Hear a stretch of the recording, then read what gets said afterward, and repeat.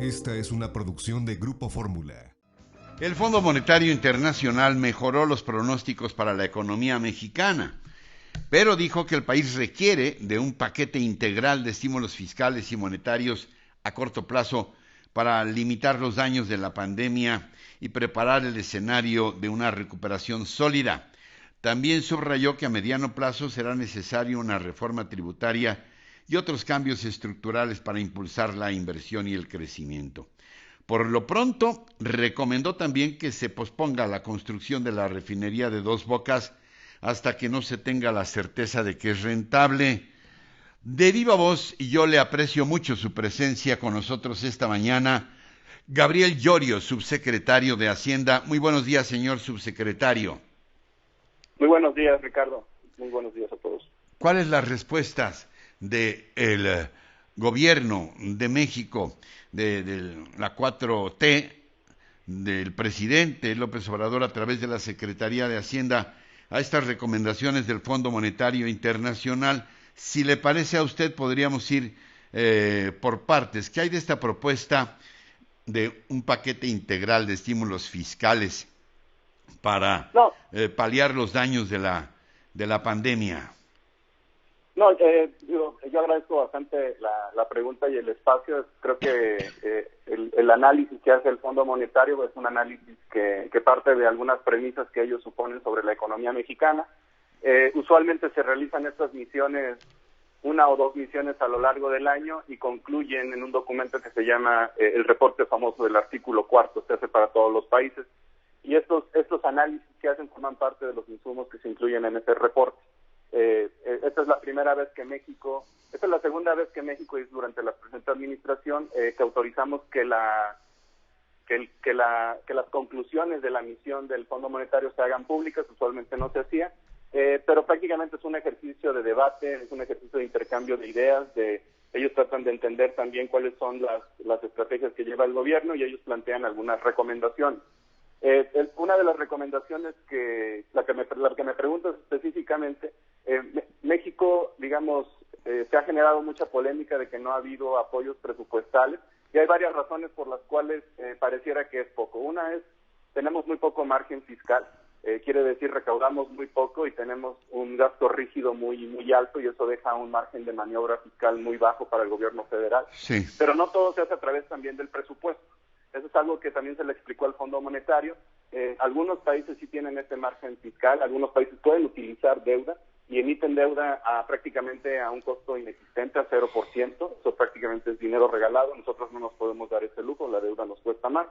Pero al mismo tiempo también tenemos otras herramientas como las garantías que podemos dar a través de la banca de desarrollo, que están usando para complementar el paquete de estímulos que lanzó el Banco Central. Y también tenemos otro tipo de herramientas regulatorias como la relajación de criterios contables para la banca, para que los créditos puedan ser reestructurados y no entren en cartera vencida. Si entran en cartera vencida tienen que ser judicializados y probablemente ejecutadas las garantías.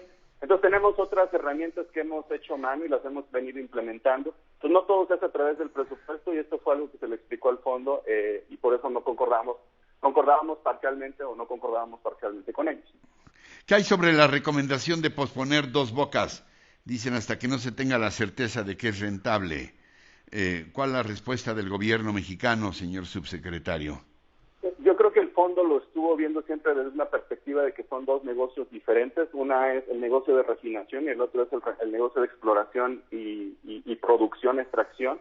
Si lo pensamos bien desde el punto de vista ya más corporativo, no macroeconómico, sino corporativo, lo que el gobierno mexicano se está haciendo en esta administración es moviéndose hacia una integración vertical de las líneas de negocios de Pemex.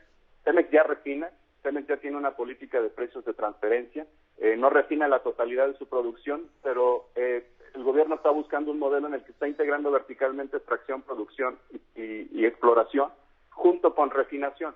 En ese sentido, si tú ya juntas en una cadena vertical las dos líneas de negocio, los márgenes de ganancia se suman.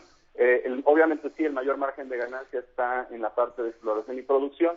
El margen de refinación es menor, pero existe, por eso hay refinerías alrededor del mundo. Y ahí lo importante es tener una correcta política de precios de transferencia, que México ya la tiene actualmente, porque tenemos una política de precios de transferencia con precios de referencia internacional internacional, al cual en este momento Pemex vende dentro de sus dos líneas de negocio de exploración y producción a refinación a precios internacionales. Entonces, por eso tampoco concordamos con esa recomendación. Sobre esta parte que se refiere a la necesidad de una reforma tributaria, cambios estructurales para impulsar la inversión, yo lo complementaría con que sabemos que son tiempos difíciles y las situaciones han ido variando de manera dramática en estos meses, la pandemia, los precios internacionales del petróleo, todo esto que nos afecta desde dentro o desde afuera hacia adentro, pero la pregunta que yo complementaría es si ya tenemos una ruta crítica básica, a reserva de ir haciendo algunos ajustes sobre la marcha, una ruta crítica para la recuperación, subsecretario. No, por supuesto, estamos enfocados a que la recuperación sea lo más rápido posible. Hay que ver que muchas cosas no están en control del gobierno en este momento, ni siquiera de los gobiernos del mundo. La ruta de la recuperación la está marcando el comportamiento de la pandemia, y esto tiene una explicación muy clara. Mientras exista la enfermedad y no exista una vacuna, las personas, los individuos y las empresas no tienen confianza en tomar decisiones, por ejemplo, de consumo, y eso es el mayor problema que estamos enfrentando ahorita. Un ejemplo muy claro es que se abrieron los cines, casi muy poca gente está asistiendo a los cines, hay una falta de confianza todavía. Entonces, en ese sentido, sí necesitamos ya que se empiece a desplegar lo más rápido posible una vacuna. El gobierno mexicano ya probablemente el día de hoy esté realizando ya los primeros depósitos para, los adelantos de pago para empezar a traer lotes de vacunas que van a empezar a llegar a partir del 1 de enero a lo largo del primer trimestre. Y precisamente lo que nos estamos tratando de enfocar es que estas vacunas lleguen lo más rápido posible a México y sean desplegadas de manera estratégica. Obviamente pareciera que esos son los expertos de salud, es lo que he escuchado, los primeros que deben de recibir la vacuna son obviamente las doctoras y doctores que están atendiendo a los enfermos, y después tiene que haber un tipo de colaboración privada y pública para poder empezar a abrir los sectores de la economía donde las personas trabajan juntas. Por ejemplo, los bancos es un sector como esos, ¿no? Al mismo tiempo estamos lanzando y se ha acordado un paquete de infraestructura con el sector privado. Estos prácticamente son recursos que no van a ser financiados con el presupuesto, por lo tanto son neutrales, no nos van a pegar en las finanzas públicas, nos van a hacer los privados. Se lanzó un primer paquete de inversión que es por 300,000 millones de pesos, es alrededor de 1.5% del PIB, y luego va a venir otra serie de paquetes que se están negociando todavía con el sector privado y el gobierno de México. Al mismo tiempo también estamos expandiendo estamos dando una segunda fase de facilidades regulatorias al sector bancario para que las empresas, MIPYMES y familias puedan reestructurar sus créditos. Una primera fase que dimos fue que pudieran suspender los pagos de capital e intereses durante 4 o 6 meses. Esa facilidad ya se acabó y ahora estamos lanzando una segunda facilidad que se anunció la semana pasada a través de la Comisión Nacional Bancaria. Entonces, estamos atacando la situación desde diferentes puntos de vista, regulatorios, presupuestales y con la participación del sector privado. Finalmente, a reserva de lo que quiera puntualizar con toda libertad, señor subsecretario, el mexicano Agustín Carstens, quien fue secretario de Hacienda, gobernador del Banco de México, parece ser que no es muy optimista. Dice que la pandemia del COVID-19 durará mucho más de lo previsto y que habrá bancarrotas en muchos sectores productivos que no lograrán recuperarse. ¿Esto aplica para México? ¿Comparten ustedes este diagnóstico, subsecretario? Yo creo que el exgobernador Agustín Carstens identificó un riesgo que hemos venido discutiendo no solamente en México, sino a nivel global. México forma parte del grupo G20, donde tenemos un grupo que se llama el Financial Stability Board, es donde se analiza la estabilidad financiera global, y este es un riesgo que se identificó aproximadamente hace 3 meses, cuando nos dimos cuenta a nivel global que la pandemia no iba a durar 5 o 6 semanas. Al inicio no había mucha información sobre el comportamiento de la pandemia. Las lecciones aprendidas que teníamos eran, por ejemplo, virus muy agresivos como el ébola, que por su nivel de mortalidad no se expandía tan rápido. Teníamos las lecciones aprendidas en México del 2009 con la influenza H1N1, donde el confinamiento fue parcial, no total, y fue muy corto. Y en el mundo se tomó una decisión de cerrar la economía y se pensaba que esto nada más tenía que ser una cuestión de un mes y medio, 2 meses. Después, cuando la información fue evolucionando, el mundo, prácticamente los países y en estos grupos se discutió, esto iba a durar más, hasta que no hubiera precisamente una vacuna, y por eso es la importancia de que exista la vacuna.